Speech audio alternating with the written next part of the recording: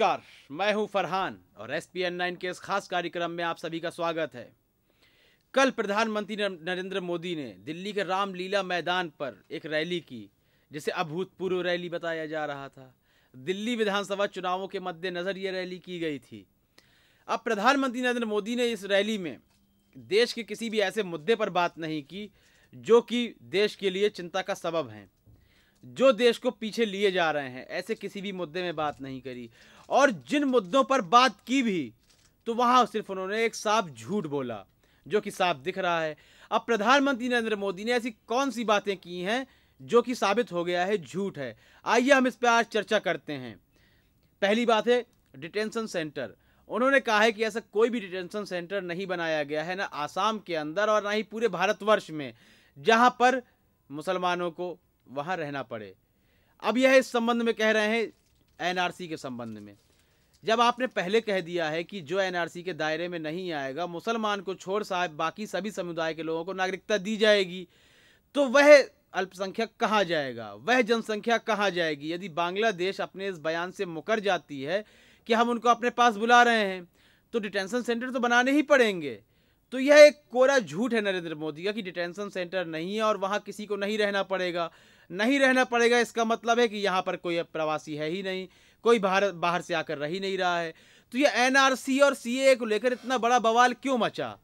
हम दूसरी बात करते हैं। उन्होंने कहा है कि प्रदर्शन करिए लेकिन हमारी पुलिस पर हमला मत करिए, पुलिस धर्म और जात देख करके नहीं रोकती है।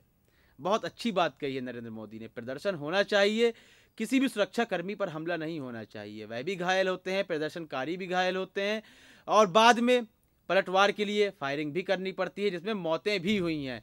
लेकिन प्रधानमंत्री नरेंद्र मोदी इस तरह से जो कह रहे हैं पुलिस पर हमला मत कीजिए। आपने देखा बीते समय में बुलंदशहर में एक पुलिस इंस्पेक्टर की हत्या हुई थी। यूपी में भारतीय जनता पार्टी की सरकार है, और हत्या में जो लोगों का नाम आया वह भी भारतीय जनता पार्टी के सहयोगी दल हैं, जो गैर राजनीतिक दल हैं, जो हिंदुत्व को बढ़ावा देने की कोशिश कर रहे हैं। लगातार वह भारतीय जनता पार्टी की छवि भी उसमें धूमिल हो रही है। तो जो पुलिस की बात कही है, लगातार पुलिस मार खाई है। आपने देखा दिल्ली में वकीलों ने दौड़ा दौड़ा कर मारा है पुलिस वालों को, और उसके पलटवार में पुलिस ने कुछ भी नहीं किया है, जबकि अपने घर वालों को लेकर के सड़क पर आ गए थे और धरना प्रदर्शन करने लगे थे। तो उनका यह कहना भी एकदम गलत है कि हमारी पुलिस पर हमला ना करें। तीसरी बात करते हैं, तीसरे मुद्दे की। विविधता में एकता भारत की विशेषता, यह प्रधानमंत्री नरेंद्र मोदी कहते हुए नजर आए। विविधताओं में एकता भारत की वाकई में विशेषता है, लेकिन जिस तरह से यहाँ धर्म के नाम पर तोड़ा जा रहा है, NRC जैसे मुद्दे पर, जो कि आप कहते हैं कि राजीव गांधी भी तैयार थे, मनमोहन सिंह तैयार थे, पहले भी ये फैसले लिए गए हैं। एक धर्म विशेष को अंकित नहीं किया गया, उसको बिंदु नहीं बनाया गया है पहले भी NRC में।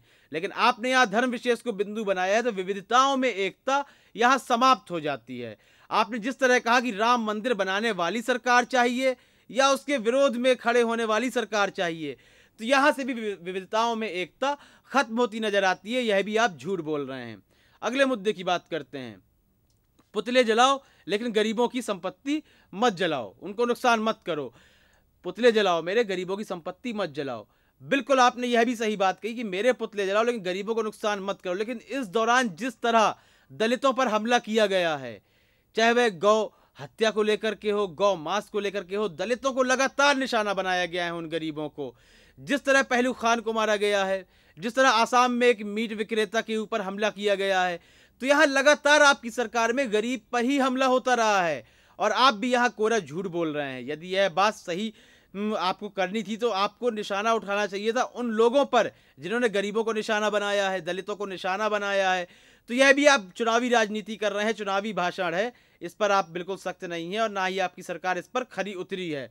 हम आखिरी मुद्दे की बात करते हैं। CAA को लेकर चिंता ना करें भारतीय, किसी भारतीय को नुकसान नहीं होगा, किसी भारतीय को नुकसान नहीं होगा, लेकिन अपनी भारतीयता साबित करनी पड़ेगी। यहाँ पर व्यक्ति को, व्यक्ति विशेष को, हर व्यक्ति को भारतीयता साबित करनी है कि वह भारत का नागरिक है। यदि उसके पास 1971 के पहले के डॉक्यूमेंट नहीं है, या फिर उसके पास घर नहीं था, सड़कों पर जीवन व्यतीत कर रहा था, और वह आज़ादी से पहले का भारतीय है, उसको उभरने का मौका ही नहीं मिला, तो यह भी आपका मुद्दा गलत है कि भारतीय इस पर चिंता ना करें। आपका जो ये कानून है, जो विधेयक है, ये आप कानून के रूप में थोप दिया है, यह भारतीयों के लिए ही चिंता का सबब है। लगातार भारतीय से फंसे रहेंगे और ऐसे कई भारतीय चपेट में आएंगे जो भारतीय होने के बाद भी गैर भारतीय कहलाएंगे। तो इस संबंध में आपकी क्या राय है? आपकी राय महत्वपूर्ण है, राय देना बिल्कुल भी ना भूलें। कार्यक्रम पसंद आ रहा है तो लाइक करें, ज्यादा से ज्यादा शेयर करें और प्रधानमंत्री नरेंद्र मोदी के संबंध में कमेंट करना बिल्कुल भी ना भूलें। तब तक के लिए इजाजत चाहूंगा। नमस्कार।